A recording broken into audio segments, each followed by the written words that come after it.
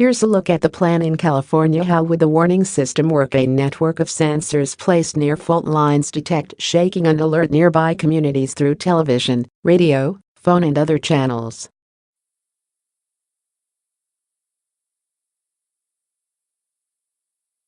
Modern telecommunications travel faster than seismic waves. So in essence, the warnings are able to outrun the shaking. People could get anywhere from a few seconds to more than a minute of warning, depending on the intensity of the quake and the distance from its epicenter.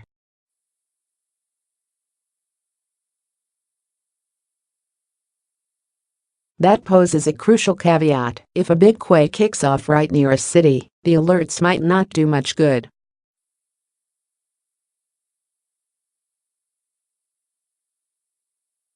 Where does the project stand? Roughly 500 earthquake sensors are already in the ground.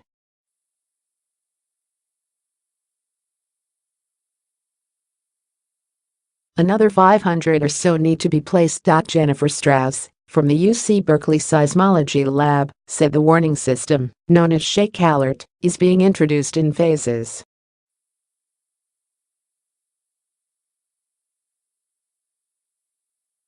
Some transit and emergency agencies are already linked up. Next year, the plan calls for limited regional rollouts. On critical objective, getting phones into the network, could take another several years.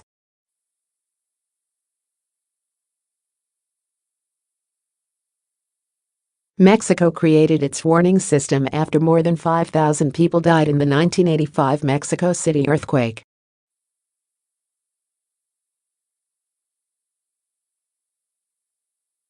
The devastating Kobe earthquake of 1995 prompted Japan to add one as well.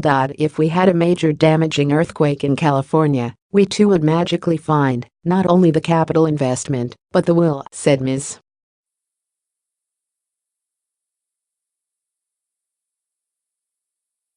Strauss. But we haven't had one of those. Even now, California's program isn't a sure thing. President Trump's budget called for ending its federal funding.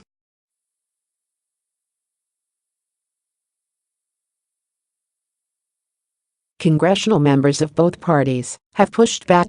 Mark Ghilarducci, director of the California's Office of Emergency Services, said getting the system in place was a major priority for the state.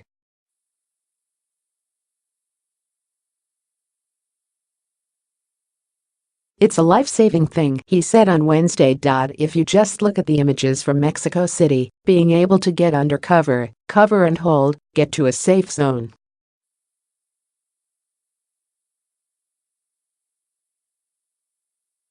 That's really phenomenal. In a city where they hold no formal reins of power, Senator Chuck Schumer and Representative Nancy Pelosi are helping to set the agenda on Capitol Hill.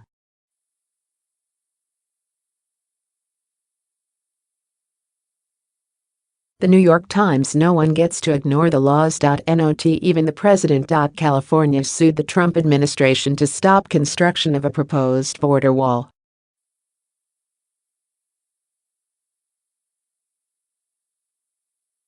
The Associated Press. California and 13 other states have vowed to uphold the Paris Climate Pact.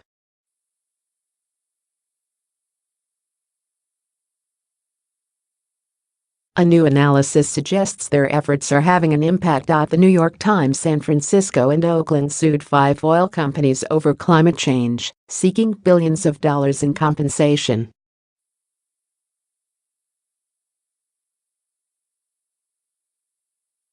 Reuters. After years of largely avoiding regulation, businesses like Facebook and Google are coming under increasing scrutiny from lawmakers concerned about their expanding power.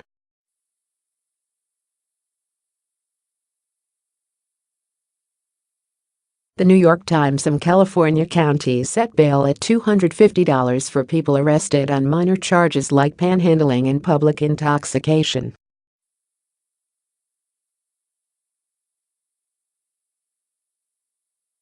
The bail in Mariposa County?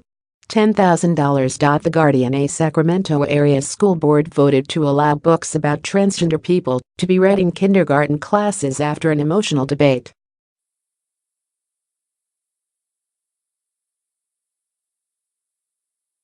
Sacramento Bee Pro Surfing may never be the same. The world's top surfers competed 100 miles from the beach on manufactured waves in the San Joaquin Valley.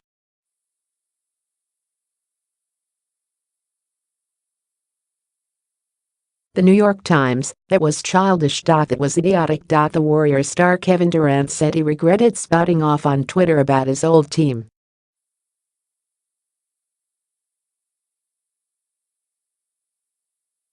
The New York Times, "The California condor is making a comeback after once being pushed to the brink of extinction."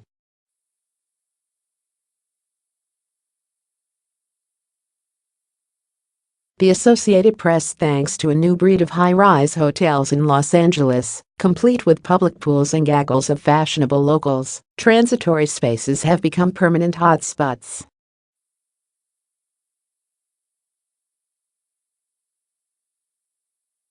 The New York Times' "Mother, the most confusing movie of 2017 or merely the most provocative?" Darren Aronofsky, Jennifer Lawrence and Javier Bardem discuss.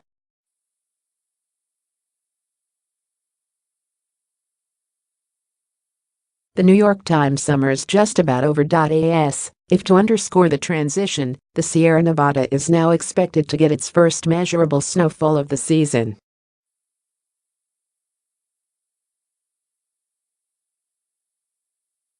A cold front that moved into Northern California on Wednesday was forecast to drop at least a few inches of snow at elevations higher than 8,000 feet by the end of Thursday.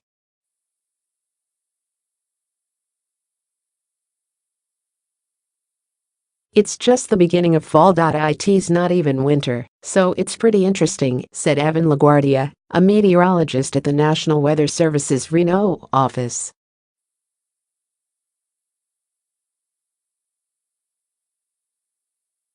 After last winter's epic snowfall, the ski and snowboard season is only getting a short break this year.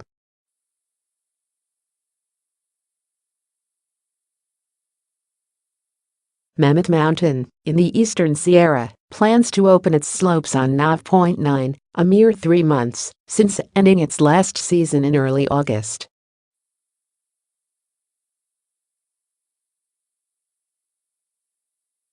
Mt. Rose Ski Resort, which has Tahoe's highest base elevation, is angling to be the first California-Nevada ski resort to reopen this year.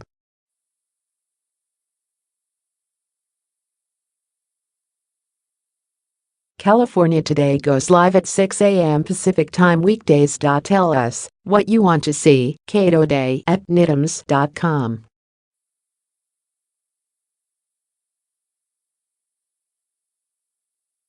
The California Today columnist, Mike McFate, is a third-generation Californian, born outside Sacramento and raised in San Juan Capistrano.